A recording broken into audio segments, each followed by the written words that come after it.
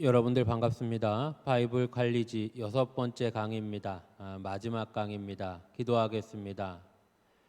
할렐루야. 우리 하나님 놀라우신 사랑으로 불러주셔서 하나님 자녀 삼아주시고 특별하게 이 시간 6번의 강의를 통해 하나님의 말씀을 알게 하시니 감사합니다. 그 안에 담겨져 있는 놀라우신 은혜와 사랑으로 하루하루를 살아가게 하여 주시고 우리에게 당면한 고민과 갈등과 어려움을 주신 은혜로 넉넉히 이겨 웃으며 살아가게 하여 주시옵소서. 예수님 이름으로 기도하옵나이다. 아멘. 벌써 마지막 강의입니다. 오늘 9번째 계명, 10번째 계명을 보시겠습니다. 9번째 계명은 내 이웃에 대해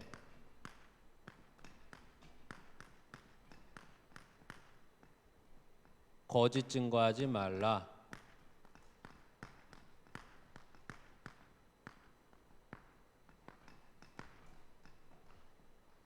내 이웃에 대하여 거짓 증거하지 말라라는 말씀입니다. 우리가 먼저 생각을 해볼게, 먼저 우리의 이웃이 누굽니까? 이웃. 성경에서 특히 복음서에서 이웃에 대해서 여러 번 언급이 되는데 우리가 한 번은 고민해 볼 문제죠. 성경에서 말하는 이웃이란 우리의 영향권 안에 있는 사람들을 이웃이라고 합니다. 그러니까 좀 막연하게 지구 반대편에 사는 사람보다 막연하게 좀 그냥 우리 같은 서울시 안에 사는 사람보다 내 영향권 안에 있는 사람을 이웃이라고 합니다. 여러 이웃들이 있죠. 어떻게 본다면 자주 왕래하지 않는 친인척보다 가까이 사는 사람이 정말 말 그대로 우리에게는 더 영향력 있는 이웃이 될 수 있다는 겁니다. 이웃에 대해서 거짓 증거하지 말라, 주변 사람들에 대해서 거짓 증거하지 말라라고 성경이 말하고 있는데, 십계명이 말하고 있는데 우리가 단순하게 생각해 볼 수 있는 건 이웃에 대해서 왜 거짓 증거를 합니까? 아니면 질문을 조금 더 쉽게 해서 우리가 왜 거짓말을 합니까? 거짓말을 한다는 건 대부분 이렇습니다. 우리 교재에도 이런 질문이 나와 있는데 위기를 모면하려고 합니다.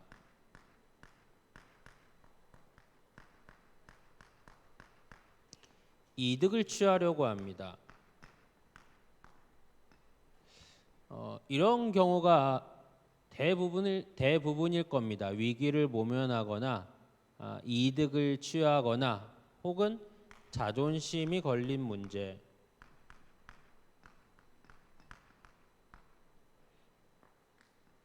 이런 일들 때문에 거짓말을 합니다.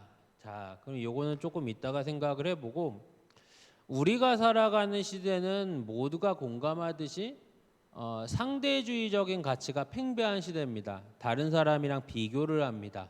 다른 사람이랑 비교를 해요. 내가 지금 새끼 밥 먹고 몸 건강해도 감사하다라는 말이 잘 나오지 않습니다. 왜요? 옆에 집 사는 사람은 쇠고기 먹습니다.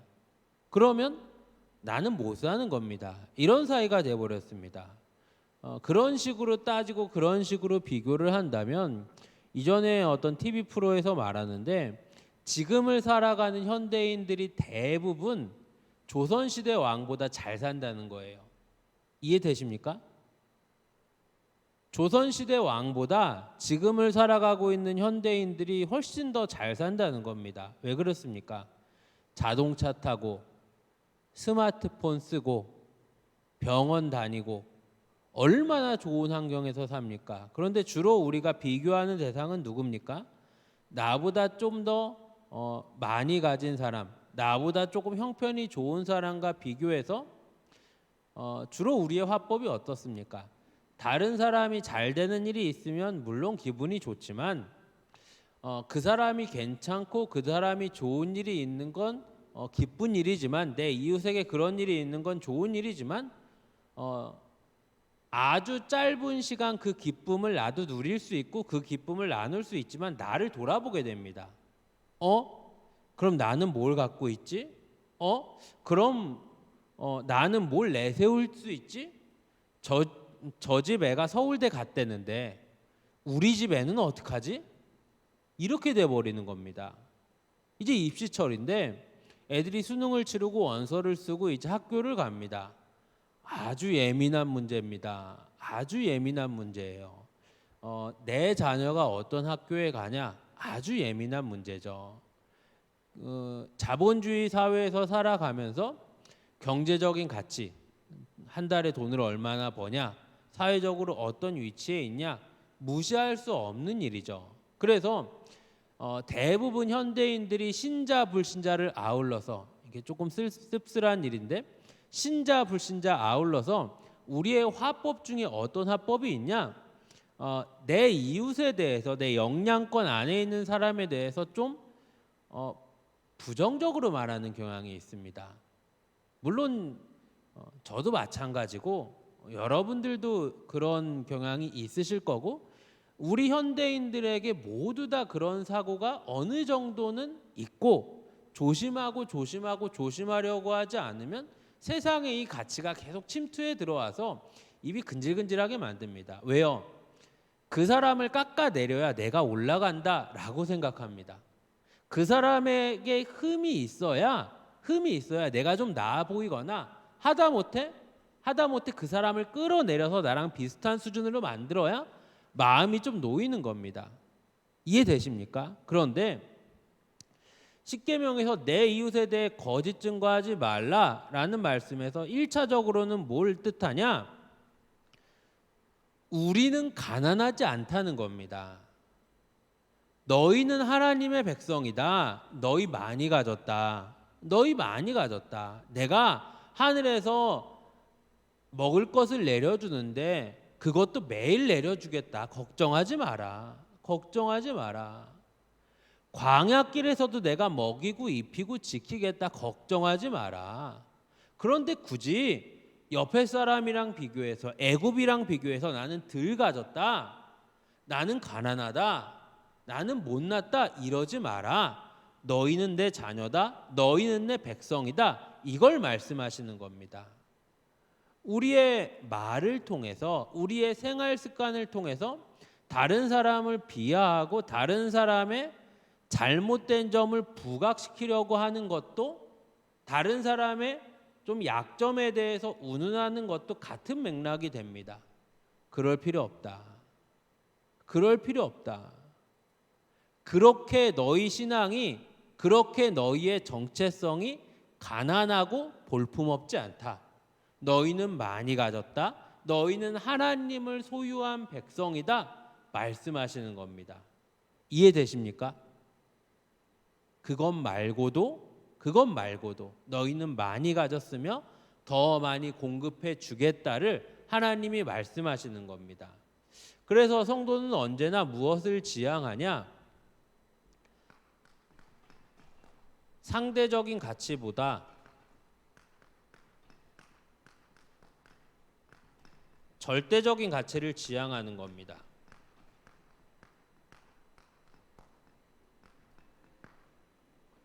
이게 더 큰 겁니다. 하나님 앞에서 나를 보는 겁니다. 옆 사람이랑 비교하지 말고, 옆집에 조금 형편 좋아 보이는 집이랑 비교하지 말고 하나님 앞에서 나를 보는 겁니다. 하나님이 내게 주신 은혜를 보는 겁니다. 그렇다면 부러울 게 없습니다. 그렇다면 부족할 게 없습니다. 이게 바로 성도입니다. 지금 제가 저번에도 말씀드렸지만, 이런 미디어를 통해서, 여론을 통해서 점점 이 사회에 풍기고 있는 상대주의적인 가치, 비교하면서 상대적인 박탈감을 느끼는 이런 세상의 분위기, 이거 마귀의 계계입니다. 마귀의 계계예요. 신자 불신자를 아울러서 같이 죽는 겁니다. 같이 죽는 거예요. 우위에 있는 사람도 행복하지 않고 패배의식을 느낀 사람도 행복하지 않습니다. 신자 불신자 아울러서 가치 사회를 공고하게 만드는 마귀의 공격이 되는 겁니다. 절대적인 가치는 어떻습니까? 절대적인 가치. 쉽게 생각하면 이런 거죠. 알몸으로 태어나서 옷 한 벌을 건졌습니다. 허허허 하면서 웃을 수 있는 겁니다. 절대적인 가치는 어떻습니까? 죄 때문에 지옥의 나락에 떨어져서 죽어야 됩니다. 예수 십자가 사랑으로 대신 죽으시고 구원하셔서 새 생명을 주셨습니다. 하나님 우리에게 너무나 많은 것을 주셨습니다. 새끼 밥 먹고 살 수 있게 해주셨고, 주변에 좋은 사람들을 주셨고, 주님의 몸된 교회 일원이 되게 해주셨고, 내 안에 성령께서 계십니다. 너무 많이 주셨습니다. 신자 불신자 아울러서 이게 행복의 척도이고, 신앙인으로서는, 성도로서는 더 넉넉함을 갖고 풍성함을 갖고 비교하지 않고 하나님 앞에서 오직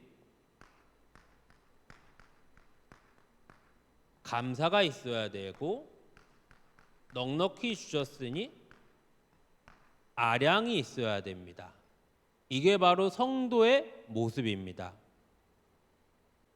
구계명을 조금 더 적극적으로 해석을 해본다면, 이웃에 대해서 거짓 증거하지 말라고 하셨는데, 이웃에 대해서 거짓 증거하지 않는 게 문자 그대로의 이해고, 조금 더 폭넓게 적극적으로 해석한다면 이웃에 대해서 거짓이 아닌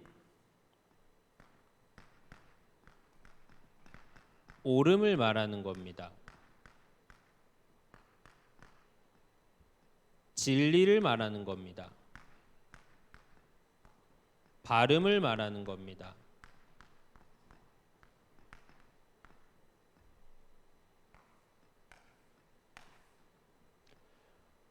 우리가 살아가는 세상은 좀 근원적이지만 표현한다면 거짓됩니다. 이 거짓된다는 데는 여러 의미가 있지만 한시적이고 영원하지 않으며 발음을 만들어낼 수 없습니다. 그렇다면 성도가 적극적으로 거짓을 말하지 않고 옳음을 말하고 진리를 말하고 발음을 말하는 것, 이웃에 대해 옳음을 실천하고 진리를 실천하고 발음을 실천하는 것은 무엇이겠습니까? 바로 복음입니다.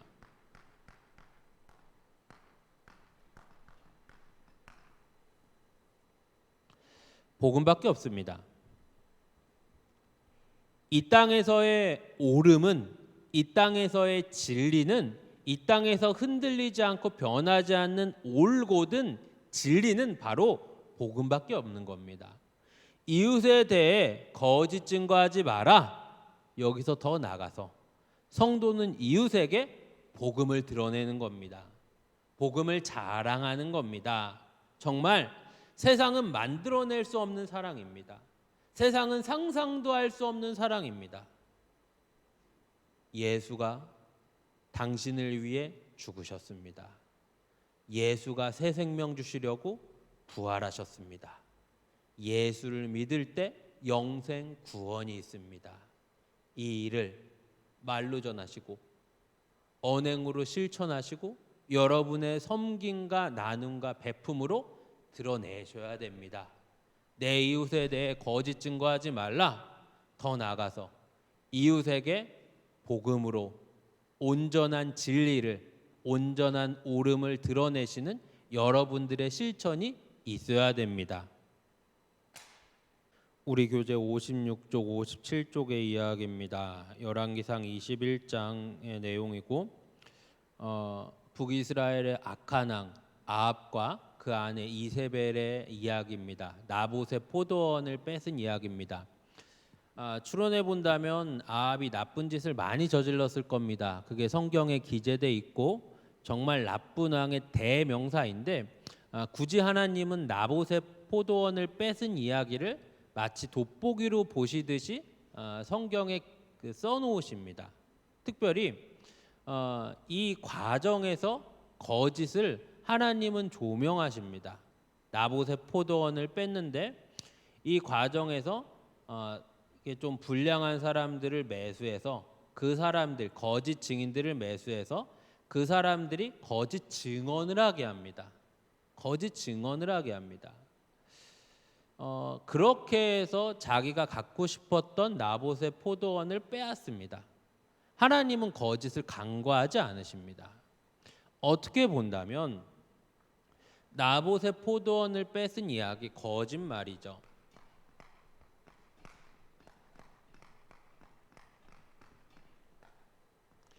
이 거짓말은 조금 이렇게 넓게 해석을 해본다면 세상의 말입니다.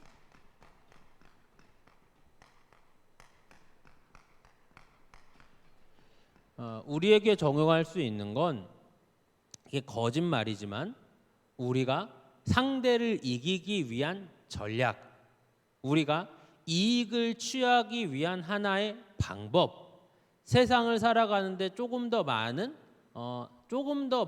득을 위해 취하는 하나의 유도리 있는 화법, 이런 식으로 지금 거짓말에 대한 경각심이 무너지고 있습니다. 그렇다면 이 거짓말을 이기려면, 이런 세상의 말을 이기려면, 또 세상의 생각과 세상의 사고를 통해서 나오는 세상의 여러 가지 말들을 이기려면 우리는 어떻게 해야 되냐? 세상의 말을 적게 하고, 세상의 말에 무게를 낮추고 하나님의 말씀에 무게를 둬야 됩니다. 하나님의 말씀에 매진해야 됩니다. 보고 들은 것을 말하게 됩니다. 모두가 마찬가지예요. 보고 들은 것을 말하게 됩니다. 연탄 장수한테 연탄이 묻는다고 보고 들은 것을 말하게 됩니다. 세상에 살면, 죄된 세상에 살면 죄된 얘기를 듣고 죄된 얘기를 보니까 죄된 말이 나오지 않을 수가 없어요. 나오지 않을 수가 없습니다.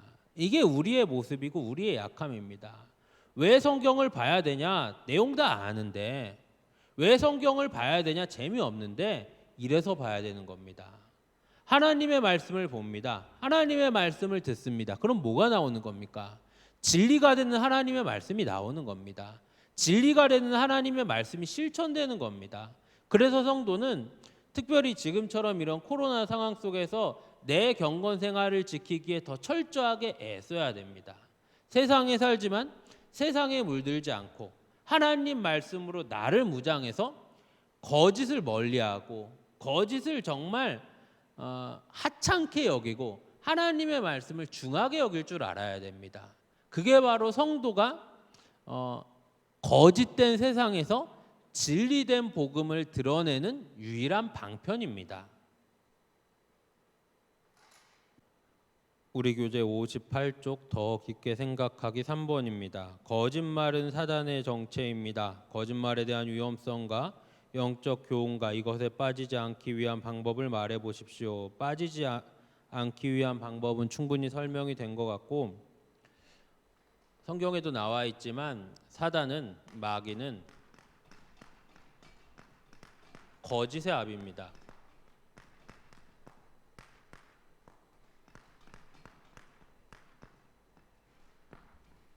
거짓을 말할 때 제 것으로 말합니다.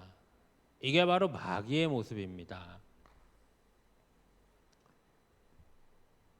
성도는 정말력의 경각심을 가져야 됩니다. 크고 작은 거짓말에 대해서 아주 무서워해야 됩니다. 마귀에게서 나오는 겁니다. 마귀의 말입니다. 성도는 하나님의 자녀가 됩니다. 진리를 말하고 선을 말하고 복음을 말하고 발음을 말해야 됩니다. 우리 교재 59쪽 3번입니다. 끊임없이 다가오는 거짓의 유혹을 진리로 무장해야 이길 수 있는데 이것에 대한 구체적인 영적 훈련 방법을 말해 보십시오. 세상은 거짓된 곳입니다. 계속 반복되는데 거짓된 세상 속에서 우리는 진리의 복음을 들고 살아가는 겁니다. 거짓된 세상 속에서 진리된 복음을 붙들고 진리의 복음으로 빛으로 소금으로 살아가는 게 우리의 사명이며 우리의 자랑이며 우리의 명예입니다. 복음 진리로 무장하고 복음 진리로 세상에서 어떻게 빛이 되고 어떻게 소금이 되고 어떻게 발음을 살아가야 하는지 고민하고 기도하고 애써야 합니다. 9번째 계명은 여기서 마치겠습니다.